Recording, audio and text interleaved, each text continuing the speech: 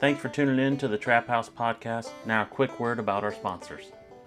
We have Duke Traps. Check out duketraps.com. Duke manufactures over 40 different models of cage traps, coil spring traps, long spring traps, and body grip style traps. Also, my personal favorite, they have the Duke dog proofs. They come powder coated, perfect on the line. Check out duketraps.com and you won't be disappointed. We have J3 Outdoors, maker of the Hags Bracket, all American made products.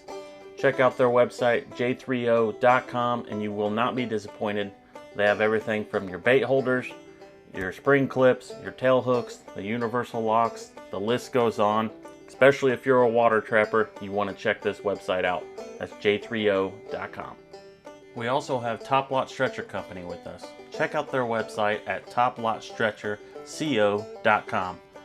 Top Lot Stretcher Company handles all your wooden stretcher needs, along with pelt handling supplies and trapping supplies. Check out their website at toplotstretcherco.com. And representing all the girls in the trapping world, we have Trapping Girl Inc. with us. Check out their website, trappinggirlinc.com. They have awesome apparel for the females. There's also kids apparel, lures and baits, things you could use out in the field. Check out their website, trappinggirlinc.com. And there's only one true way to start out the trap line in the morning, and that's with a nice hot cup of coffee from traplinecoffee.com. Check out their numerous collections. They have Trapline Blend, a Kodiak Blend, and my favorite, a Cherry Red Blend, all available at traplinecoffee.com. Also, be sure to check out Weeby Knives. That's weebyknives.com. They have skinning knives, fleshing knives, all your fur handling tools. Check out weebyknives.com. Need a place to sell your fur? Check out Groenewald Fur and Wool Company. They're the largest and most experienced direct receiver of wild fur with over 50 plus years of experience.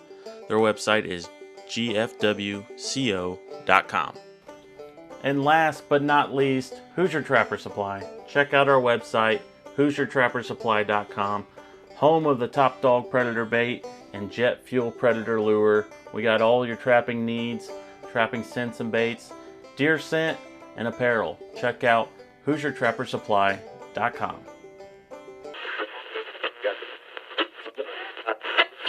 To help us defeat the Colorado hunting ban, go to SaveTheHuntColorado.com and check out the raffles. There's a mountain lion hunt and taxidermy raffle and a Gunworks rifle package. Also, make sure that you subscribe to this podcast, and thanks for listening. Listen.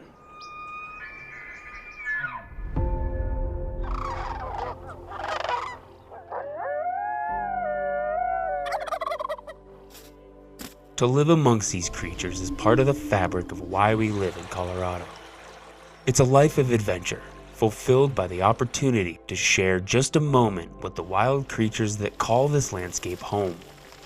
Colorado's wildlife is abundant and an irrefutable success story rooted in science. We are the Coloradans for Responsible Wildlife Management, and we're committed to defending the North American model. The key to wildlife management is balance. If we didn't manage wildlife, our populations would see instability. It's our responsibility to help manage our wildlife populations, whose habitat we live, work, and recreate in order to ensure a balanced and sustained future.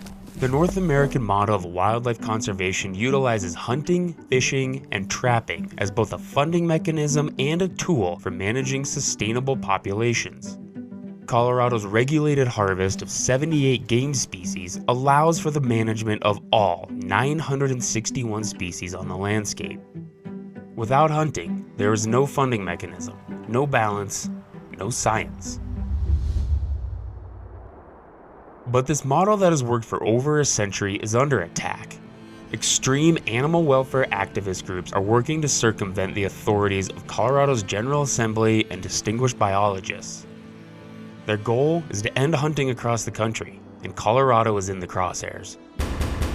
The assault on the North American model starts by removing the regulated harvest of mountain lions and bobcats in Colorado, contradicting the scientific findings of two long-term research projects by Colorado Parks and Wildlife biologists.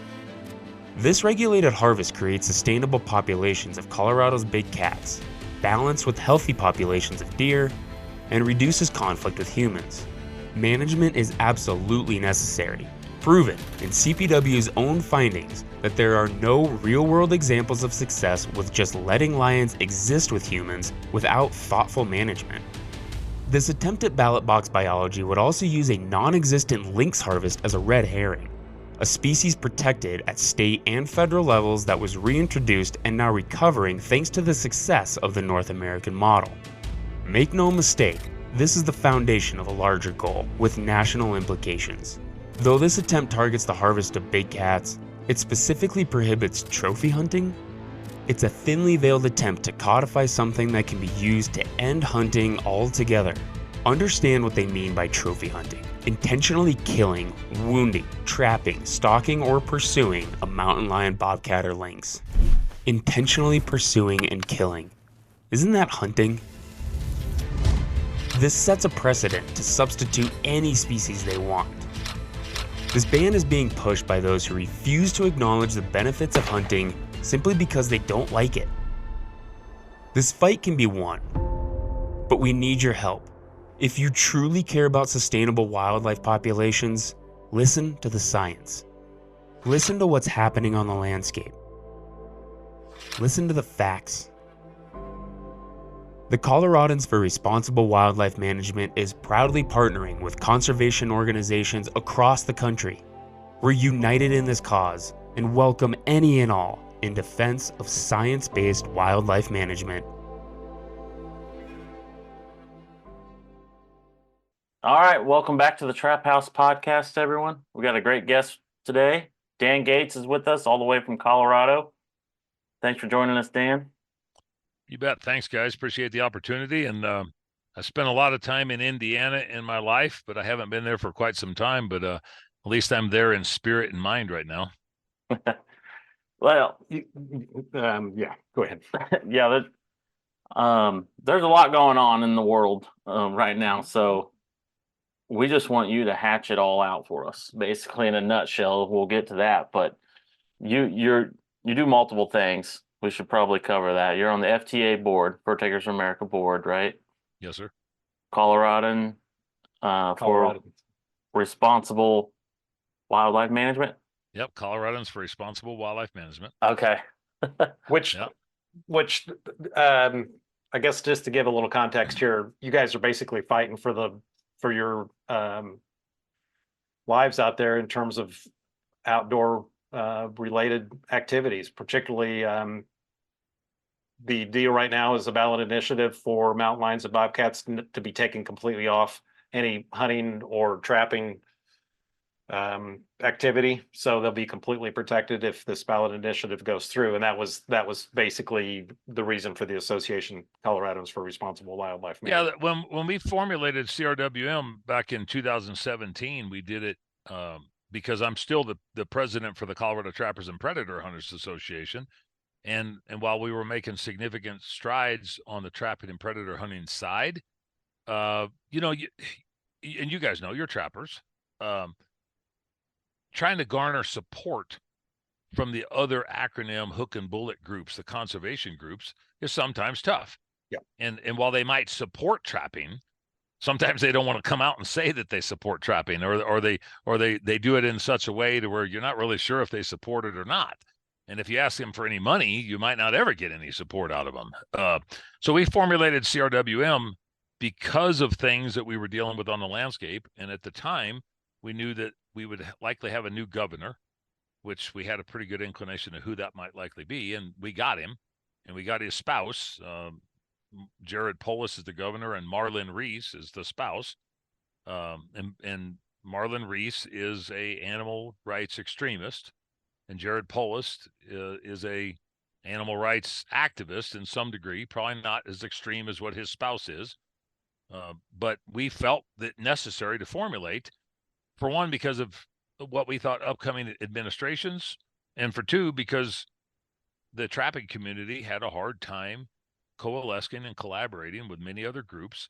And people need to know, this is in a state that we really don't trap. I mean, we've already lost trapping per se for avocational purposes back in 1996 under a constitutional amendment ballot initiative at the time. And so we can trap avocationally on private or public land with cage traps. And we do some 30-day exemption permits on private land only, no public land, with some foothold traps, some body gripping devices, and some cable restraint devices. And we fought tooth and nail to be able to turn around and modify those regulations over the course of the last 8 or 9 years through the Department of Ag and Colorado Parks and Wildlife. So all we have, if somebody wants to get a fur bearer's license, we don't have a trapping permit. You get a fur bearer's license, all you can do is use cage traps. If you have damage, beaver damage, coyote damage, and whatever, you can get a 30-day permit, but that's one 30-day permit per calendar year per piece of property. And so if you got beavers in the spring and coyotes in the fall, you're SOL. I mean, you used your permit. And so that's the constitutional amendment. And we lost that back in 96 by 52 to 48. My running of a wildlife control business before and since then hampers our efforts, but you figure out ways to maneuver and adapt. And with cage traps, we did so very effectively. Matter of fact, I mean, on a personal note, I was one of the first dumbasses that decided to really start picking up cage traps and utilizing them for large-scale avocation. And if you look back in the history books, my son and I were the first two that actually kicked out videos, DVDs and VHS videos about cage trapping. And people told us, you're full of shit. You're full of shit. You can't do that. You can't do that. Matter of fact, I went to conventions and we were set up and for a variety of different reasons for our store and stuff. And some of the big names that were there that were big time coyote trappers and big time bobcat trappers, you know, this was like I was some snake oil salesman coming from the West in this wagon that I was selling these concepts. Well, as I told them, if you're forced to use something, you figure out a way to adapt to it. And there was a lot of cage manufacturers that came up, and then we gave them specificity on the design and the size and the structure and the collapsibility of them and so forth. I'm not taking credit for the cage trapping world, but there wasn't anybody doing it in the West to the degree that we did it to start with. And I harvested a lot of bobcats and I harvested a lot of other stuff avocationally while still running my damage control component of my business that my son then runs with me now. And, you know, you just learn to adapt. Well, it's kind of hard to adapt when they're going to ban everything, when you can't have anything. Right. So on these initiatives that are coming up, particularly the first one, which is, they call it Initiative 91, but they call it a trophy hunting ban. But it's not a trophy hunting ban. We got the trophy hunting language out of it. It's a hunting ban. And it would take away, it would prohibit, restrict the harvest of mountain lions or bobcats in any way, shape, or form, unless it was a damage type issue or human health and safety issue, which is allowed now. That we could still do that now. So it's not like they're giving us anything. They're just allowing us to continue to do what we have already done through protection of livestock and private property and so forth. So if they're successful on this, you're going to see some significant alterations in language throughout the country. And the reason I say that is because it's a statutory definition. They are defining what trophy hunting is. And nowhere in the United States can we find in statute where trophy hunting is defined. And so what they'll define it as, trophy hunting, as intentionally killing, wounding, stalking, pursuing, or entrapping a mountain lion or a bobcat. And the reason that's important is because typically game agencies make regulations.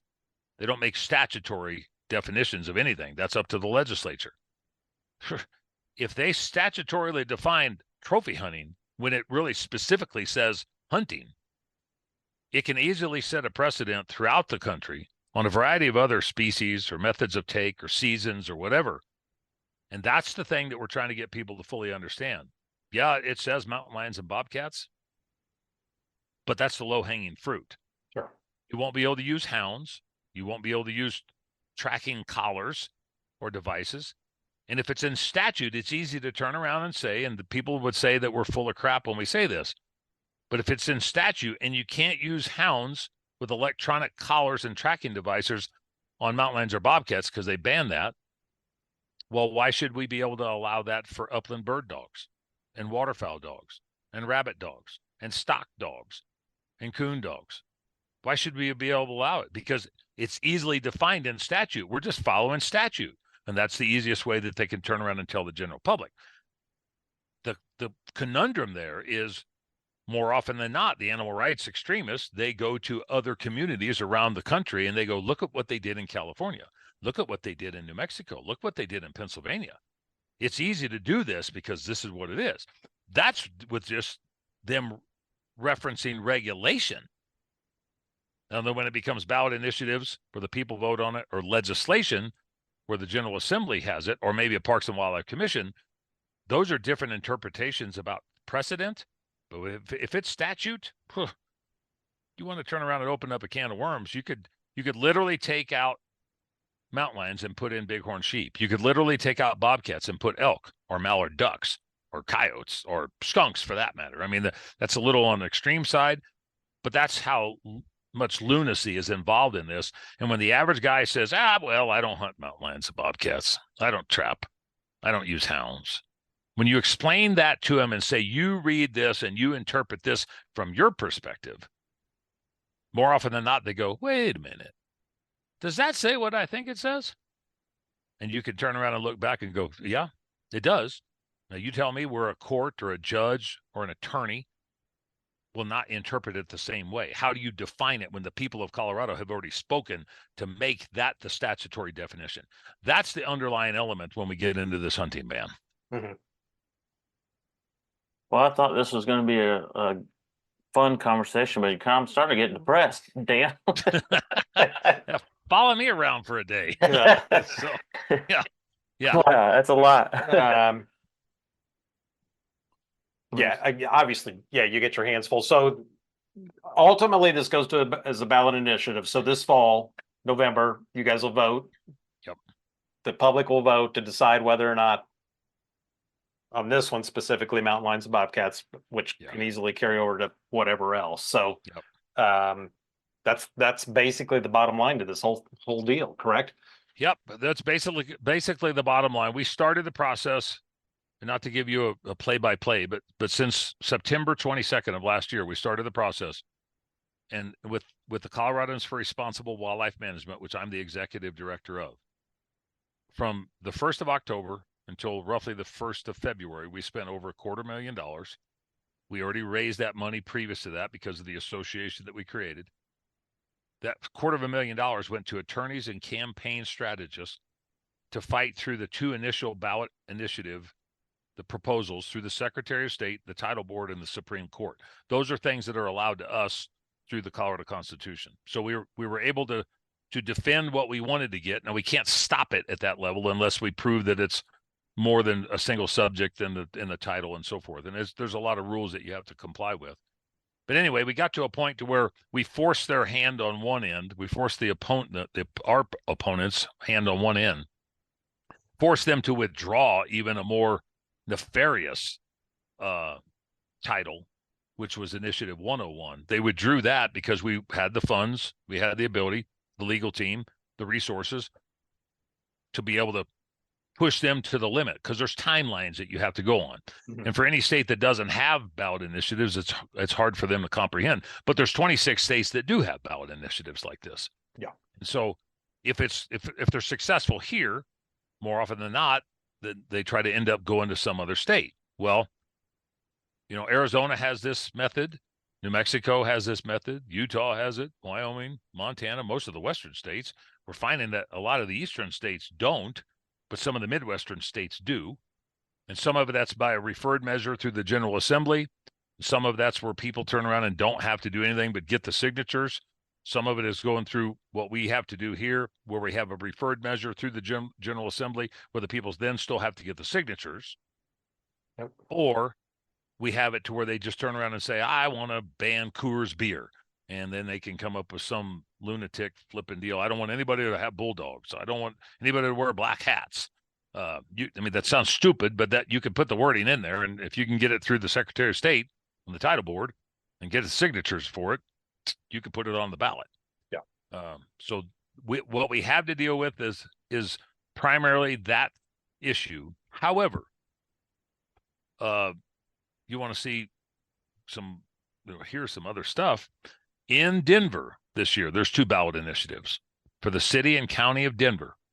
They can vote on the mountain lion and bobcat ballot initiative and The next ones I'm going to tell you about, which one is a fur ban, to ban the sale of fur in the city limits of Denver.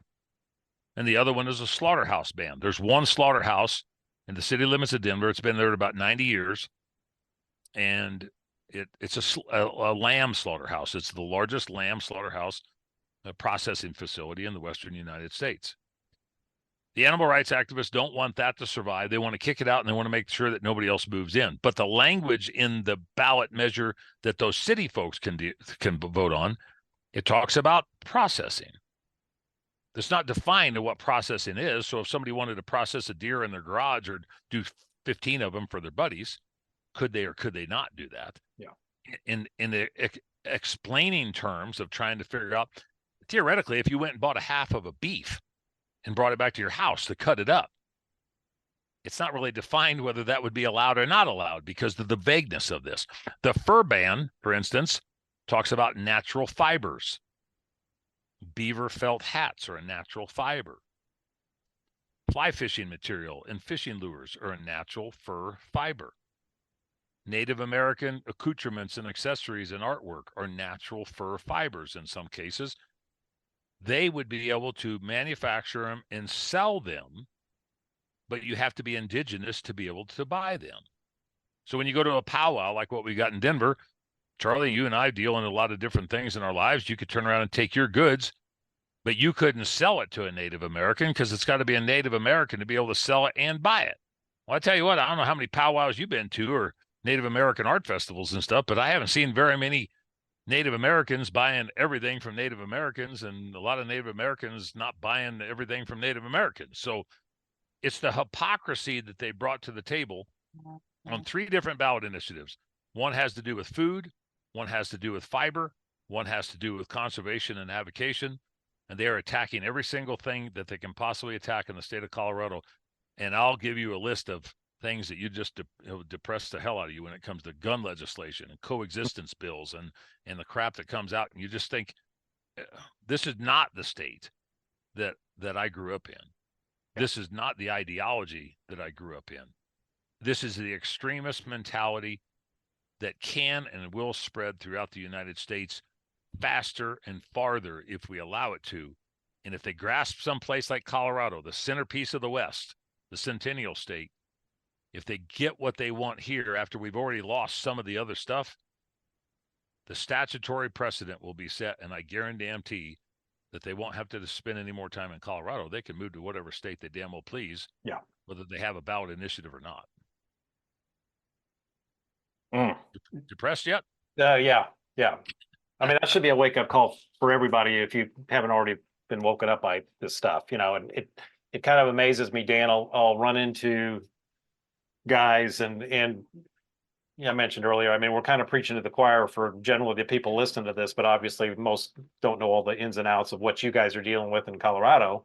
But if they're on social media, they sure should be seeing some of what you get, the CRWN has got out there, but which is, you guys are doing an amazing job with that. But it still amazes me when I'll tell somebody, well, we had a proposed bobcat season here in Indiana in 2018. They withdrew it in 2019 because of public outcry against it. And they were like, well, what's wrong? What's wrong with, they were completely clueless that there was even anybody out there that had the perspective that we shouldn't be doing this stuff. So, hopefully this will educate a lot of people and make them realize how serious this is and how important what you guys are doing is. I mean, you guys are taking on a huge role, basically, front line for the rest of the country, essentially. So that's what it's become, and it's admirable to see the generosity that's been given to us, and it's remarkable to see the sort of continued outreach. I mean, for anybody that hasn't paid attention for whatever reason at this point, I don't know, because look, I didn't never know what a podcast was until December. And I've done like 50 of them since December and 30 then since February. And on some of the biggest platforms that could ever be given to anybody. And a lot of that it's damn sure not because of my good looks and charm, I'll tell you that, but it's the message that we have to be able to extend to like-minded individuals in our stakeholder community, in the hook and bullet crowd, in the trapping community. I'm a I'm a poster child for this. I've lived in the state all of my life, at least all my adult life. I moved here from Missouri in 1974.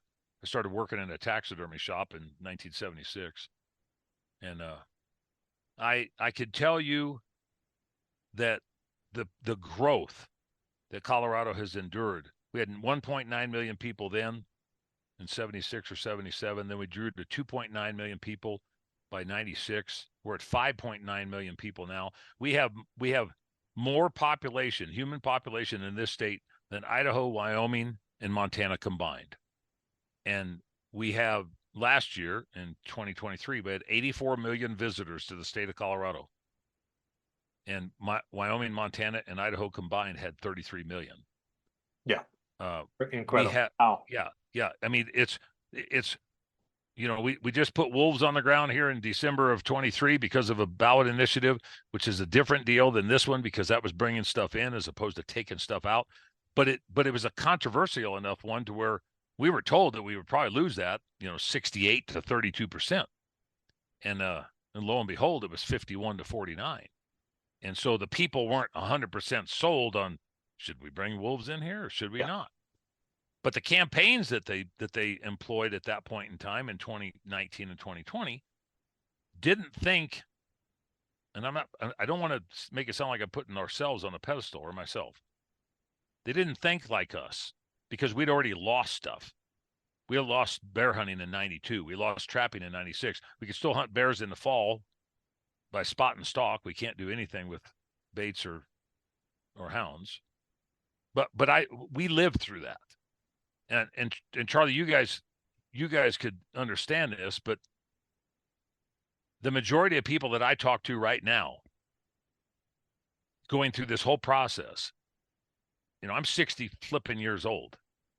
The majority of people I'm talking to were not born or they were in the second grade or less the last time we lost something in the state of Colorado. Mm-hmm. So when you talk to them about a ballot initiative, they go, what is that? Yeah. Because they saw a ballot initiative to bring something in 2020, not take it away.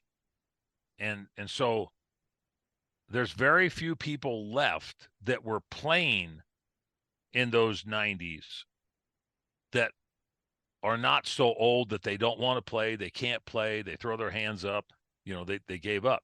Well, I was one of the dumb bastards at the time that I was, as things transitioned from trapping into non-trapping, I saw things happen in the 70s and the 80s because of where I was recreating and who I was working with.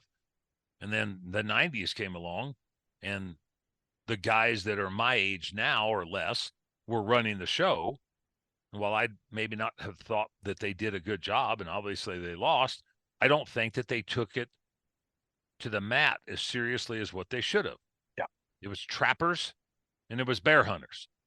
And the thing that we're trying to advocate on this, because I'm a trapper and I'm a bear hunter and I'm a lion hunter and I'm an elk hunter and I'm an upland bird hunter. I'm a fisherman. I've traveled around the world. I travel around Canada. I've traveled around the United States. I'm a freaking sportsman.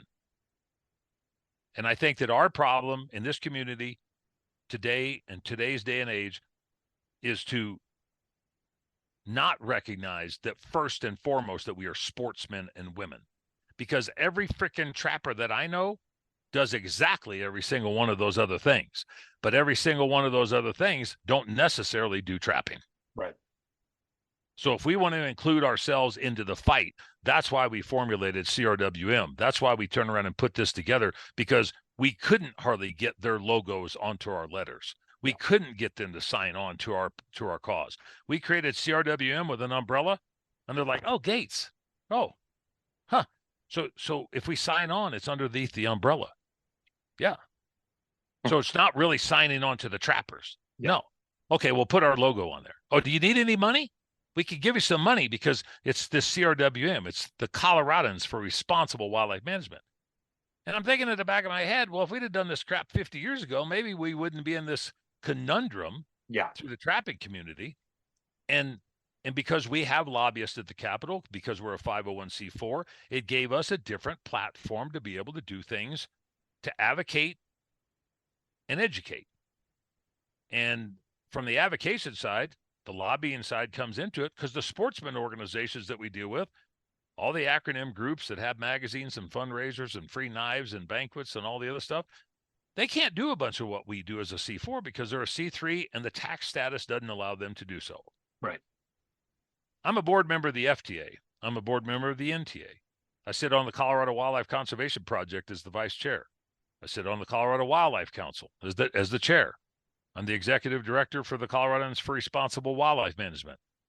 I'm on the Colorado Trappers and Predator Hunters, been the president of that for the last 12 years. I'm on more damn boards and committees and acronyms that most people could turn around and name, and every single one of them is for a similar cause, but I turn around and browbeat the hell out of people as much as I can and say, we are sportsmen. Yeah. And if we don't determine and put our line in the sand, then our enemies, our opposition, will determine how we are recognized, how we are categorized, and how we are bastardized, because we can't get off our dead asses to figure out how we're going to turn around and fight the opposition without fighting internally amongst ourselves. Right. That's really well said. I mean, that's a very important point. So, I mean, yeah. I mean, you look at the pictures behind me, there's a lot of trapping pictures in here. There's a lot of critters. This is what I do. This is what I live. I live it, breathe it, eat it, crap it, sleep it. I mean, everything I do is this. Yeah. But this will not survive at any level throughout this country, in my opinion, if we don't figure out a way to commingle those thoughts and those efforts and those resources and make sure that we are all part of that conversation. What I see out of the Mark Duda responsive management deal, there's 178,000 licensed trappers in the country. Rocky Mountain Elk Foundation has more than that in their membership. Yeah. And most of the members that I know that are trappers are members of the Rocky Mountain Elk Foundation. Yeah. Yeah. Certainly. Yeah. So we just have to figure out a way to we define ourselves and we redefine ourselves and we put our mark on the North American model and we start defending that, because there is a provision in there about market hunting and about fur-bearing animals. We need to turn around and make sure that we plant our flag in the sand, draw our line in the concrete to where it dries. We stand there and we defend it. Yeah. And I don't think collectively we've done a very good job of that from the conservation side, because we haven't engaged in the fight before the fight came to our door. And our plan is, because we were prepared for this, is when we are victorious come November, then we can turn around and do something offensively, as opposed to constantly getting kicked in the ass and waiting for them to make their next move, their next chess move. Right. Yeah. It would be awesome to be on the offense and not on the defense all the time, for sure. So, Dan, I guess without telling the secrets, what's the big, what you're guys going to do? A lot of TV advertising? You can do all social media, or just all of the above? Just all the above. Our campaign right now, there's the two campaigns. The Colorado Wildlife Deserve Better. You can go online and look up Wildlife Deserve Better. That's on social media, and that's the website. And that's the campaign that we hope will be able to message and talk to the target audience, to that 18 to 34-year-old crowd between Colorado Springs and Boulder and Denver and Fort Collins that lives within 25 miles of east or west of the I-25 corridor, which is the bulk of our population density. And so that's the campaign that'll give the instructional message about why ballot box biology is not a good thing, why science-based wildlife management is the best way to go. The Coloradans for Responsible Wildlife Management will have a message component to this. But right now, Charlie, all we've done has been talking to our community, to the stakeholder, trying to educate them on the importance of these issues and these matters, because we can't fight this alone in Colorado. No. We can't. We've generated a significant amount of money, and I won't give you the numbers yet. When we win, I'll tell you how much we had. But I say a significant amount of money from multiple funding sources and outreach, and the community that has supported us so wholeheartedly over the course of the last 4 months already, that is really stepping up to say, what do you need? When do you need it? How far do you need us to go with it? And so once we get to a campaign, because they're in the middle of their signature gathering process, once we get to a campaign, if they're lucky enough to get the signatures, we will put on an onslaught of an attack like nothing ever seen before in the history of the United States when it comes to fighting a ballot initiative. I can tell you that, and I know that Maine has defeated things, and Arizona's defeated things, and Texas has defeated things, and Ohio's defeated things, and there's been a hell of a lot of losses at different levels too. Too many. But I could tell you that we've generated 80% of our money from small grassroots contributions from all 50 states, 6 Canadian provinces, 4 foreign countries, where people have hunted here, own property here, recreate here, ski here, and do a variety of other recreational opportunities in some capacity. I mean, if you got 84 million people coming here in a year, somebody ought to be able to have some connection to the damn state. But we're getting donations of $5 a week from guys on the website. My wife just today had a check come in for $5,000. Yesterday, we took in $33,000 from over the weekend that came in. Some of that's $50, some of it's $5,000. We had an alligator trapper in Florida in January sent a handwritten cursive note that was just so hard to read, and what he was saying. And he said, I'm never going to make it to Colorado, and I'm never going to hunt elk, but I hope there's somebody like you down here in Florida when they come to take gator trapping away. And he wrote a check for $250.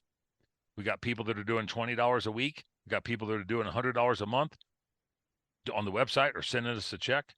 We took a money order in yesterday. I wish I had the letter sitting here, another handwritten deal. Money order from California. He said, I don't have a lot of money and I'll never get there, but I've seen what they do to turn around and erode and degrade California, and I will never get to Colorado, but I want to help you. $50. Yeah. I mean, you know, the outreach from, I don't know if you guys are familiar with Go Hunt back there. We did a podcast with them, and Lorenzo Sartini, the owner of Go Hunt, one of the owners during the podcast said, we're going to step up, and for every $149 Go Hunt insider package that somebody buys, $149, we're going to contribute $200 to CRWM. Oh, awesome.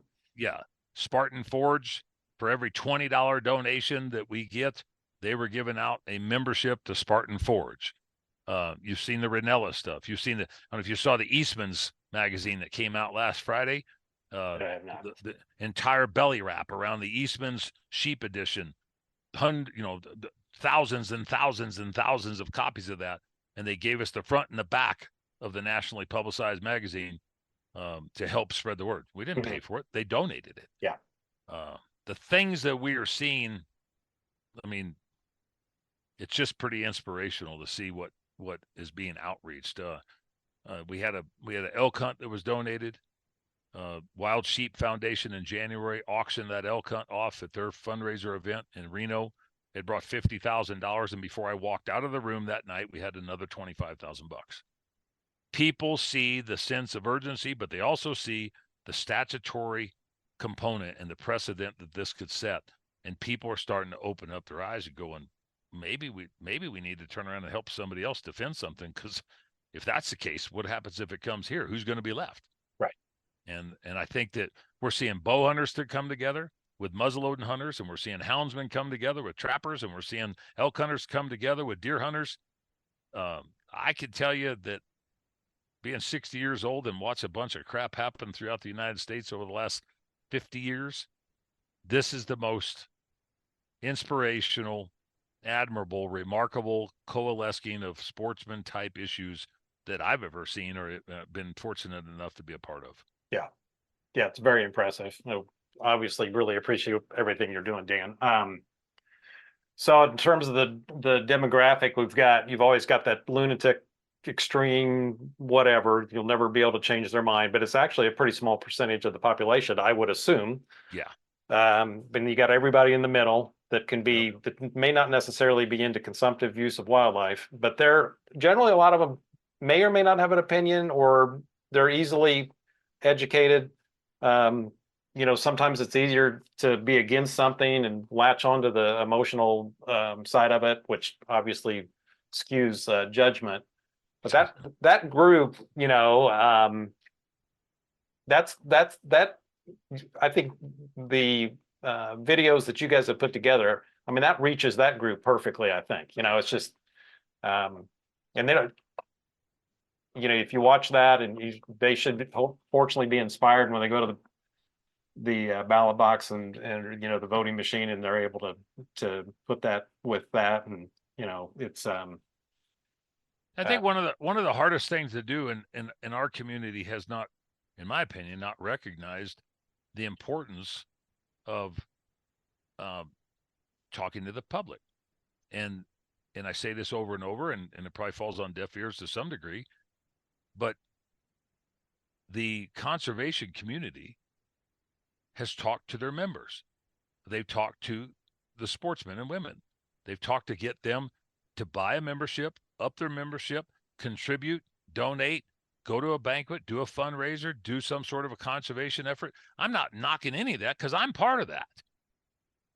But while they're doing that and nobody's been on the ground fighting, the opposition is building up this war chest. If anybody hasn't looked up a 990, which is the tax document on HSUS, and see that they've created $300 or $400 or $500 million in a freaking calendar year to turn around and take everything that we strive to keep, and we're worried about banquets and memberships for $35 in a magazine, I think there's something wrong with this process. I'm not saying we get rid of that because I think we need it. We better figure out a way to take some of that and put it somewhere else to where maybe we can't come up with $300 million collectively. But right now, we're not coming up with $3 million collectively. We're going to change that here. Yeah. We're setting the tone and the narrative and the playbook. And I can tell you what, if we don't win, everybody else better watch out, because they're going to figure out that they stomped a juggernaut. But when we win, everybody else better jump on the bandwagon and say, hey, can we have a copy of your playbook? Yeah. You got your roadmap? Because we want to figure out what you've done. And I've already been outreached by Wyoming and New Mexico and people in the eastern states to different levels going, hey, can you help us here? What do we do there? What about Wisconsin? Can you do that? Well, first of all, let's finish Colorado first. We've got plans to turn around and set up a program to help other organizations and entities and states. But that's why we need everybody on this, because this is not a state line deal. 252,000 hunters is what my understanding is that were non-resident that applied in the state of Colorado last year applied for licenses for one of our big game species. 252,000. They're all kicking in several $100s at different levels just for the opportunity to turn around and apply, because you have to have preference points, and you got to buy your points, and you have your application fee, and you have to buy a qualifying license, which is a small game or small game fishing license. So you're already kicking money into the pot before you even turn around and put your damn application in. Well, 252,000 people that are non-residents have skin in the game in Colorado without even living here. Yeah. If they want a chance to continue to use their preference points or build up for a trophy mule deer hunt or a trophy elk hunt or a moose hunt or a bighorn sheep or a mountain goat or an antelope, something you have to physically apply for, well, they better help us out, because when we're done, if we're gone, who's going to turn around and fight for them to be able to continue to pursue what they want to pursue? Because let me tell you something, wolves and bears and mountain lions eat a lot of shit. And we're never going to be able to turn around and hunt wolves here, but we're going to have an expanding mountain lion population and an unchecked bear population in some capacity. And that stuff is not going to help for opportunity and conservation and hunter participation. And pretty soon it just starts to trickle down. And it's hard for people back east that have never been here to understand that, or people that have been here when they go back east and they got 200 deer standing around a bunch of feeders on 140 acres or whatever. You might not see 200 deer in a whole season out here. Well, you're going to see a hell of a lot less if we start letting mountain lions eat everything unchecked with no harvest. Yeah. And I think that's where that's one reason why we're seeing so much enthusiasm, because that message is starting to resonate with that non-resident sportsman. They're going, well, maybe I should pay attention to Colorado. I've already dumped in, $600 and stuff. And right, maybe I should put in $20 or $50 or $100. Right. I mean, Mike Costello with Howl for Wildlife, which we worked with really hard over the last 4 months. Mike and I, Charles Whitwam, great guys. John Stallone with Howl. Matter of fact, I'll see him next week at the Mile High Hunt and Fish Expo, and we got booths set up next to each other. They've really helped us create a messaging deal. But Mike said, if everybody would just give up a box of bullets, the cost of a box of bullets, I had to reiterate, don't everybody send us a box of bullets. I mean, I don't need a semi-load full of bullets out here. But if everybody sent us a cost of a box of bullets, whether that you shoot a 300 Win mag and now there's send us that box of bullets price, because that's less than what it costs you to apply for a license out here. You know, it gets to the point where you're begging, borrowing, and stealing. But hey, we need to finish our plan. And right now, we feel like that we're in the third round of a 15-round title bout, and we have kicked the crap out of the opponent for the first 3 rounds. But we got 12 rounds to go, and we need the stamina and the endurance and the strategy to be able to do that. And to do that, we need the money to be able to make sure that we can talk to that target audience when the final 3 rounds of that 15-round bout happens. Yeah. So while you're on that subject, Dan, where can people go to donate to you? Well, if you weren't going to say it, I was going to. So SaveTheHuntColorado.com is the primary website, SaveTheHuntColorado.com. And there's 2 things you can do. You can donate, or if you want a chance at something, you can still kick in the same amount of money, and you can buy a raffle ticket for a mountain lion hunt and a full body mount with a great lion company, the lion outfitter company, Whitaker Brothers, and Ovis Wildlife is providing the full body mount. That's about a $16,000-$17,000 total package. So you can buy a raffle ticket, or 1 or 2 or 3 or 20 for that. And then there's also a Gunworks rifle, a 7 PRC with a high quality long range scope that was donated by Gunworks Rifles. Anybody's familiar with that? I mean, they're the cornerstone of long distance shooting, I think. Mm-hmm. Gunworks Rifles and then Salida Gun Shop both contributed to that. That's about another $15,000 package. So you can buy raffle tickets and have a chance of winning something, and all the proceeds go to SaveTheHuntColorado.com. Or if you don't want a gun chance and you don't want a mountain lion chance, or your wife won't let you put a full body mount in the house, then you can turn around and kick in 50 or $100 or $20 or whatever somebody feels comfortable with. Either way, you're supporting it, because those 2 items, the Gunworks gun and the mountain lion hunt and the mount itself, were all 100% donated. Just like that elk hunt that we got 50 grand out of, all 100% donated. And so there's multiple options that somebody can do. SaveTheHuntColorado.com, do the donate button, or you can do the raffle opportunity as well. Okay, very cool. Okay. I'll put the link in the description for anyone listening. It'll be there. You bet. Just for some educational purposes, what groups are the biggest threat to this consumptive lifestyle?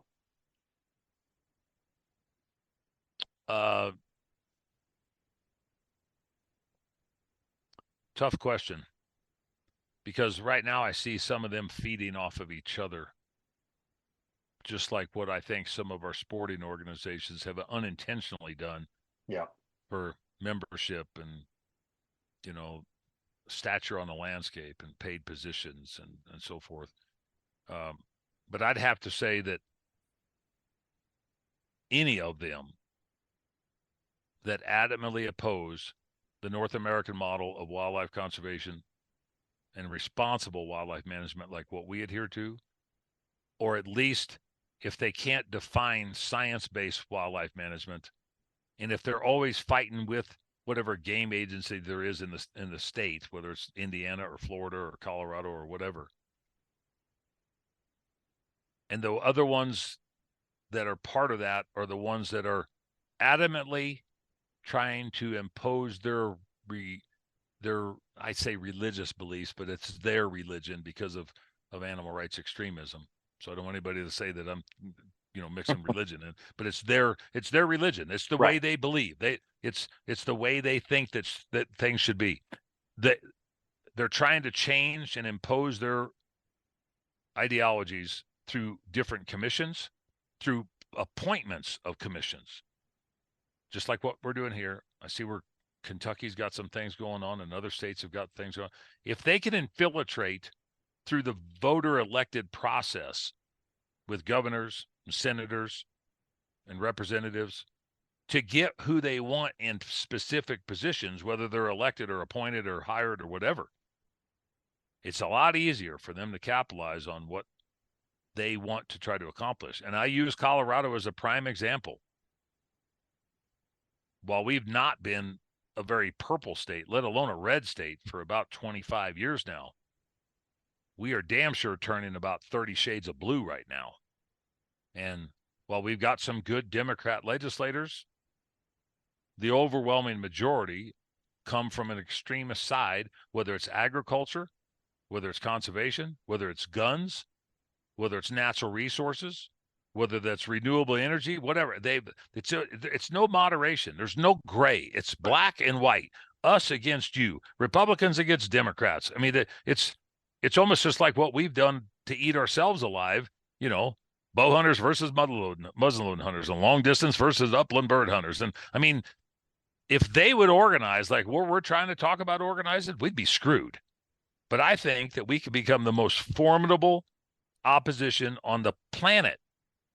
I saw a deal that came out, I forget where it was, but with the amount of sportsmen and women in the United States and Canada combined, we would have more of a military taking those two groups than any military in the country. I mean, in the world. If everybody else looks at us like that, why the hell don't the opposition look like that? I'm not saying we call to arms and we go storm the Capitol and wear buffalo hats. I'm saying that if we rallied our troops and came together and went to a commission meeting and went to a legislative hearing and dealt with our legislators that somebody elected, whether you voted or not, somebody elected, we could be the most formidable opponents on the landscape.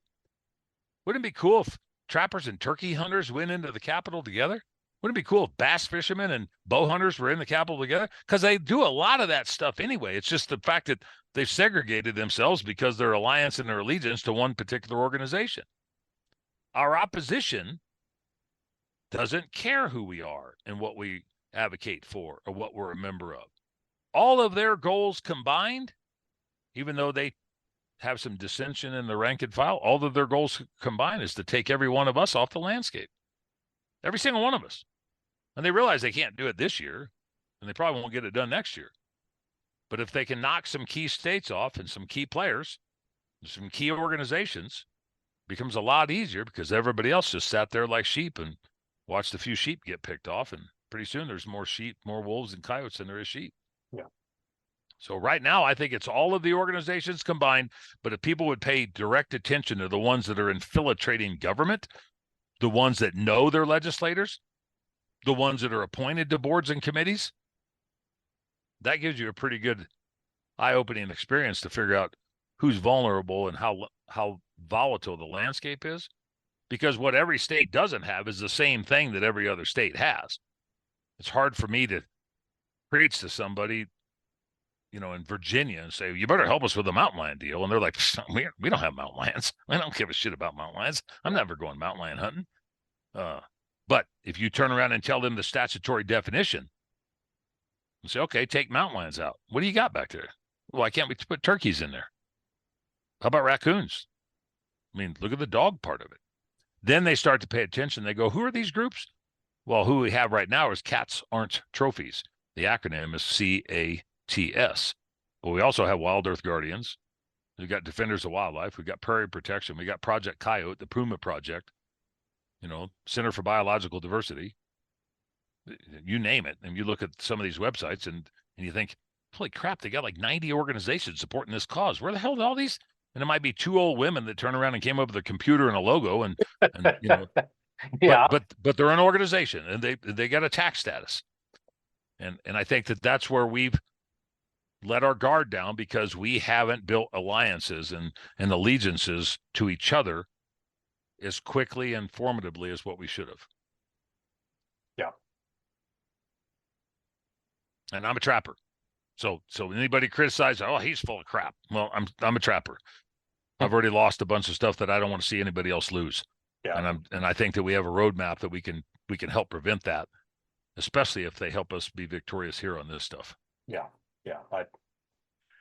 I think a lot of people the average person's like, well, what can I do? I'm not, I can't be at Dan Gates, or I just can't take on positions or be on committees or be on boards, and but I think that educate yourself, obviously donate money, talk to your friends, people that Yeah, just just the conversation alone is huge. Just talking with whoever, Yeah. go out, have a pizza and a beer with your friends. They're fishermen and you're a trapper. Let them know. yeah. Yeah. And obviously you got to kind of be conscious of who you're talking about or talking to, perspective wise, but how to engage them, so all of that is pretty important. So Well, that's why, I mean, I could be open and frank with you guys because, we're trappers. sure. And, and we have to define ourselves. Do we belong in the conversation about the North American model? I believe so, because there's provisions and there's specificity set aside for an exemption about fur-bearing animals. Do we belong in the conversation about Pittman Robertson and Dingle Johnson? Well, from a sportsman perspective, we do, because of the excise tax that we pay in for binoculars and waders and guns and ammo and archery and muzzleloading equipment and fishing equipment and so forth. But do we belong there from a trapping perspective? No. I mean, we don't really contribute from the excise tax of that side of it. I mean, should we have been all along? I don't know, but it would have gave us a bigger britches and maybe a bigger stool at the table. Yeah. But we have to define who ourselves are. And, look, there was a statement that was made by our adversaries here when asked, why would you go after these two different groups, trappers and houndsmen? And their answer was, because we went after the low-hanging fruit. And then we're going to go after and cut the branch off, and then we're going to chop the tree down, and then we're going to go into the forest. That's what they said. Yeah. Okay, if I'm the low-hanging fruit, Charlie, and you're the low-hanging fruit, and they get rid of us, who's on the branch? And they get rid of the branch, who's on the tree? And I find that analogy pretty ludicrous myself, that they don't want us in the forest and they don't want us to cut any trees down, but they can use that cliche term that they can go cut the forest down because we're all part of the forest. Yeah. But if it was their forest, you can't touch it. Yeah. You can't, whether it's beetle killed and dead or fire stricken or whatever, you can't touch it. Yeah. And but we have to utilize their intent, and their intent is to wipe us out in some capacity. Take the lowest hanging fruit. If somebody would define what state they live in and write down the lowest hanging fruit, okay, well, trappers are going to come into that, and probably houndsmen in some capacity. Then what's it going to be? Archery? Is it going to be night hunting? Is it going to be other predator hunting? Is it going to be catch and release bird operations, or is it going to be stock fish? But you tell me what the lowest hanging fruit is in your state, and I can tell you that they're coming to your state as soon as they get rid of the lowest hanging fruit that they can get rid of. Yeah. I mean, Yeah. Yeah. It's a good analogy that they're basically this parasite that feeds off of this emotional perspective that they're on. They can generate funds off of all of that, and at our expense, quite frankly, is kind of what it all comes down to. So it's well, because you and I sit on the FTA board together, I mean, we can have these conversations, but and maybe we should. But what does the FTA and NTA do to talk to the general public about conservation that encompasses everything? As soon as you and I go talk to somebody about trapping, oh my God, it's like you got the plague, leprosy, two-headed dragon coming up. But if you incorporate trapping into conservation that the general public can decipher, now we get to set the tone and the narrative. Because conservation, I said this to a group of biologists, of almost 200 biologists, which we've got 350 of them that work for our game agency here. But I got to do a presentation to them. And I said, when I stood up there, these are PhD guys, and, they got a hell of a lot more smarts than I got. But I said, how many people here trap? And like 4 people out of 200 held their hands up. And I said, well, what do you people do? And they just kind of looked. And I said, you were doing a crayfish study. You were doing a turtle study and a boreal toad study and a bat study and a mountain lion study and a deer and elk study. Didn't you trap them? Well, not in the terms that you're talking about. Why? Why? I say, have you not seen all the ancient tools that were used by the Neanderthals all the way up to the Native Americans and the mountain men, and how we turn around and modified them to our current day? And we're still using similar mouse traps that we did 100 years ago. You know, they're still using cages. And which I find comical, because if you listen to most game agencies or you watch anything on, you know, the Discovery Channel or whatever the hell those shows are on, you listen to them. Well, the mountain lion came by our camera trap.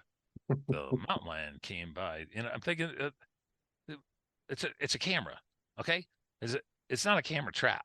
A trap catches something, okay? So, but they even utilize the language because in their mind they're trapping something, and I think that that's part of the education and conservation component that we can educate about.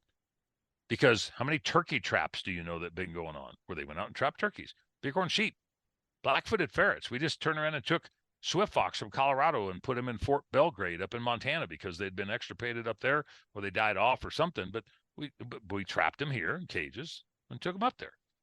Biologists and game wardens are trappers. Yeah. Homeowners are trappers.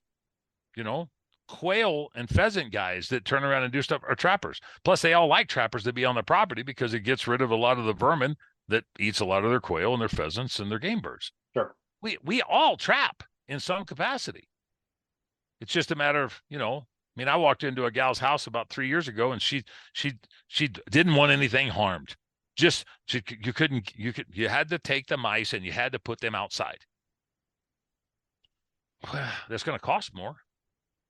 And so I start looking around the house about potential entrances and exits and stuff and trying to find, you know, food sources or whatever. And I just asked her, I walked through the kitchen and I said, do you mind me asking why you don't want me to trap something?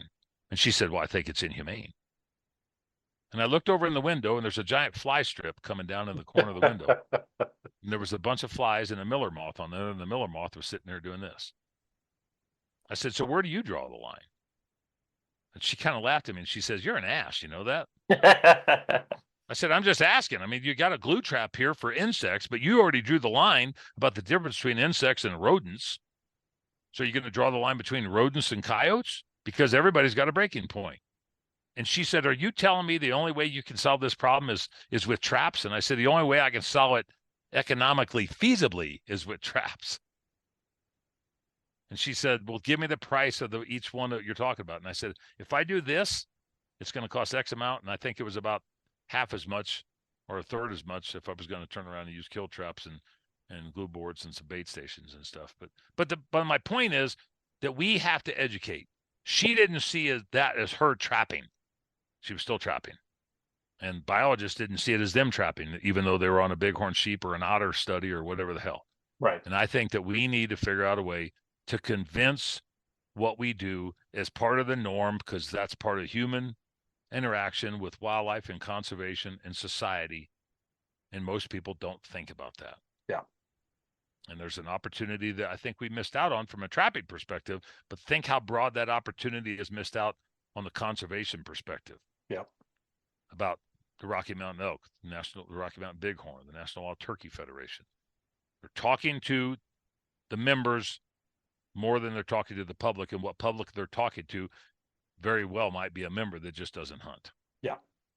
So we're gonna build that roadmap, and we're gonna turn around and try to convince people, and maybe I'll be dead and gone by the time people adhere to it, but they won't be able to say that we lost and didn't give them the keys to the roadmap, the keys to the treasure chest, because it's going to be there, and we've got a hell of a supporting cast and crew nationwide that's willing to help support that.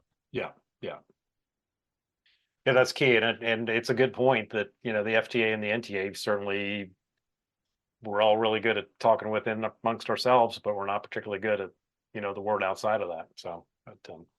No, and I apologize. I got to say to the trapping public, I'm a board member of each one of those, and while I think that I provide a value, I'm not as good as what I once was that Toby Keith song, but I have fallen off of both of those things to some degree and still participate, but not at the level that I was, because we're getting our ass handed to us in Colorado. Well, you've taken up a much bigger, in my view, immediately important role for sure. So you were at the last board meeting, so I haven't been to the last two conventions because, and ironically, because all the crap comes down at the same time, and now we're just up to our ass and elbows and with alligators. I mean, it's just we got them running everywhere, and I'm not an alligator trapper, and I don't wrestle them very well. But I'll tell you what, if we provide as much information as what we possibly can to the trapping community, based upon our successes here, taking that victory and say, we know this works. We know the funding works. We know the messaging works. Work with the experts that are doing all the other stuff and commingle that to put it in one pot. Yeah. Because what I don't agree with is some of the organizations or the study groups or whatever saying what will work, but haven't ever implemented it. Wildlife management has to be adaptive and you have to be nimble. But if you're going to fight for conservation and wildlife management, you better be a hell of a lot more prepared and adaptive and nimble. And I say a hell of a lot more prepared because the game agencies have a funding mechanism that comes in because people buy licenses, and you have Dingell Johnson and Pittman Robertson excise taxes to be able to fund those agencies. But the agencies, more than not, can't say or speak the facts because different administrations won't allow them to do so. Yeah. Some administrations will, but don't take that for granted, because here we used to be able to have that too. Wyoming used to be able to have that. Montana used to be able to have that. That doesn't mean it's written in stone. If the governor decides you're not going to talk about it, by God, you're not going to talk about it. Yeah. We need to build an armament for messaging and education to the general public in cohesive, parallel movement with our partners in conservation. Yeah. With the other groups that we're all members of. And I really honestly believe that. And it sounds like I'm, laying a line of BS out there, but it's trying to get people to talk the talk and walk the walk and figure out how we do it collectively, collaboratively, and look at each other as our advocates and look across the river at the adversaries. We are not each other's adversaries. It's our model. It's our mission. We need to turn around and adhere to it. And if we don't do that, it doesn't matter how many kids we get involved. It doesn't matter how many things we do positively on the landscape. Nobody will care, because we'll become smaller and smaller and smaller. And I'm not just talking about the trapping side of it. I'm talking about the entire conservation side of it. Yeah. Yeah. Wow. I'll be able to sleep tonight. You're going to race all this, and then you'll never have me back. Say, well, we were going to have Dan Gates on, but he never would call us back. So this is probably realistically one of the most important podcasts we've ever done. We've been doing them for several years, and if it's not it's probably the most important. I think you're a great advocate and spokesman for this, Dan. I'm sure everyone listening to this appreciates what you guys are doing. Once again, you got any final thoughts that you want to say? Your final thought, just your thoughts just a minute ago were really good, and that probably served the purpose quite well. So, well, I said this a long time that I've got a weak mind, strong back, broad shoulders, and a big flipping mouth. So sometimes people has to get me to tell me shut up. The thing that I would say is, don't take what we do for granted. Don't take what we strive to support and defend for granted. If people don't know what district that they live in and who their elected officials are, they better find out. And if they're not registered to vote, they better register to vote to find out. And I'm not saying that everybody needs to be a political advocate or a Rhodes Scholar when it comes to politics. I'm saying that people make decisions on our behalf, whether we vote for them or not. And if they don't know who you are, if they don't know that you own a business and that you're a constituent in their district, there's no way, shape, or form they can represent you. And there's an opportunity for us to commingle those efforts collectively to make sure that our voices are heard, they're recognized by the people that are in office. And it sounds like an insurmountable task, but let me explain something. Every state's got roughly 65 representatives and 35 senators, or there's 100 of them in somewhere. On a national level, it's a little bit different than that. If you can't take the time to talk to your game commission, whether there's 5 of them or 11 of them, or at least know who they are, and if you can't take the time to recognize who your particular senators or representatives are, somebody else is doing that for you. And more often than not, they have ill-intentioned consequences. Sportsmen and women just want to go out and hunt. They want to trap. They want to put all the time in and sign up for their licenses. They want to look at all the graphs and the data and the statistics and plan their attack of where they're going to go and when they're going to go and how this season overlaps with that one and how many preference points they got and how they can turn around and start trapping on one side of the state when they just got done deer hunting on the other side of the state. If we would take 8 hours a year per sportsman and woman, 8 hours a year, and divide that up into dealing with the people that are making the decisions, whether it's the commissioners, whether it's the legislators, whether it's the game managers, 8 hours per year, we would be undeniably the most formidable force on the planet when it came to fighting for our rights and privileges. 8 hours a year. I know guys that are spending 8 hours a week on license applications right now trying to figure out when, where, how to do it. Yeah. They spend more time doing that than they do. And I say, look, we got a big hearing on Wednesday at the Capitol. Can you go? No, I can't go do that. I can't. But you'll spend time doing all this other stuff. And I think if we could convince ourselves and we could start talking that and we could start walking that, you would see a movement that was created just like what we're observing here, where we have hundreds of thousands of people from around the country that are stepping up to say, not only am I going to pay, I'm going to help play. I want to make sure that we have this in sustainable levels in perpetuity. And I think that in a final word, Charlie, you can say aim small, miss small. You can stay the course. You can say anything that you want, but it doesn't matter if we can't adhere to what was established by our predecessors, by our founding fathers in conservation. They put us where we're at today. Who's going to put the people in the future where they're at? Is it going to be us or is it going to be somebody else from the animal rights community? Yeah. Oh, and one more time for the cost of a box of ammunition. Yep. Box of ammunition. SaveTheHuntColorado.com. Yep. And if for those of you that want to kick in a little bit more, it's the cost of a good pair of boots or a good jacket or a rifle or whatever. So it's a small price to pay for something this important. So I know a lot of people that sold a lot of their fur this year for $350 total or $1,300 total. And I know that goes right back in so they can go lose more money the next year.